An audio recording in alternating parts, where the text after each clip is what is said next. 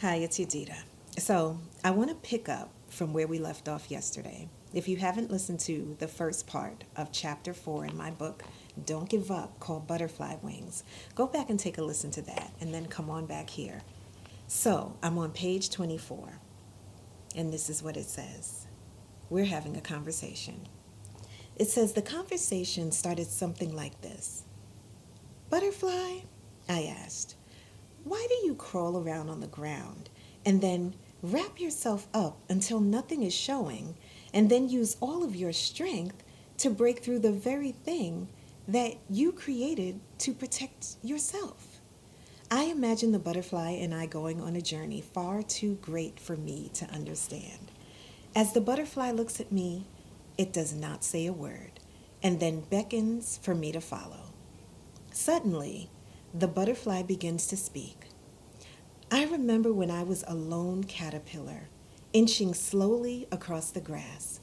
I inched along, minding my own business, and my only goal in life was to reach my destination.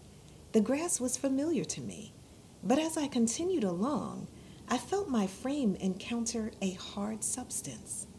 The substance was so different from what I was used to, and I wanted to turn back to what was familiar, my soft green grass. But I continued to inch forward anyway. You ever did that? You felt something different. It's not the same. I'm so used to my comfort zone. This does not feel familiar to me. I want to go back. I don't want to go forward. What is this? But you continue to move forward because something deep inside of you said, don't go back there. Don't look back. Keep moving forward. It says this. Along the way, I encountered people. People who called me out my name and said I was yucky, slimy, gross, and even ugly. I wanted to tell them, my name is not yucky. I am not ugly. I was created this way by my maker.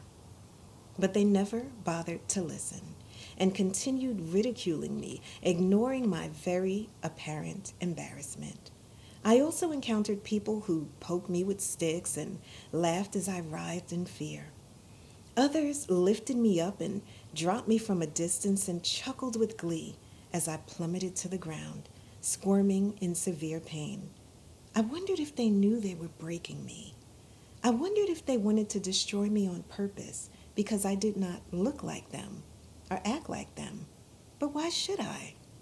I wondered if they even cared about the things which were important to me, including my need to live and fulfill my destiny. Maybe there was no reason for their disregard of my feelings or invasion of space, but they cared nothing of my emotions or my opinion. So, after enjoying their time of abusing me, they would finally laugh again and leave me to suffer alone.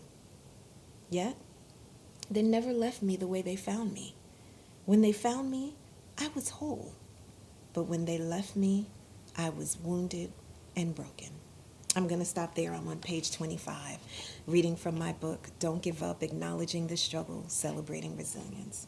Have you ever experienced anything like that? You know, before you reached a certain place, before you were around a certain particular person, at a particular job, maybe you were being bullied on your job in the workplace. Maybe you were bullied by the people that you considered to be friends. Or maybe it was in your marriage. You expected for things to be different, and all of a sudden something happened, and you did not understand what in the world was going on. And so it continued on.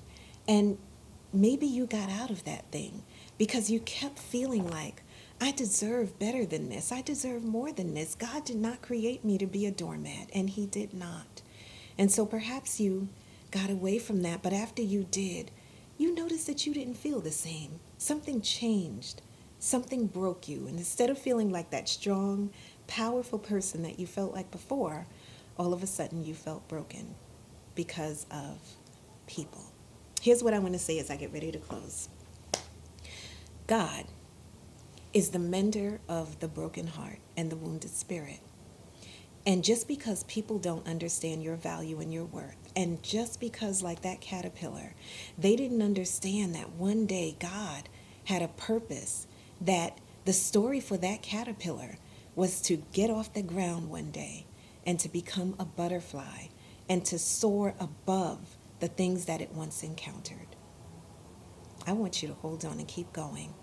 I want you to ask God to show you who you are, because when He shows you who you are, no one can take it from you. And so that's it for today. I'll come back and we'll continue with this. We're going to keep on turning the page. Until next time, don't give up.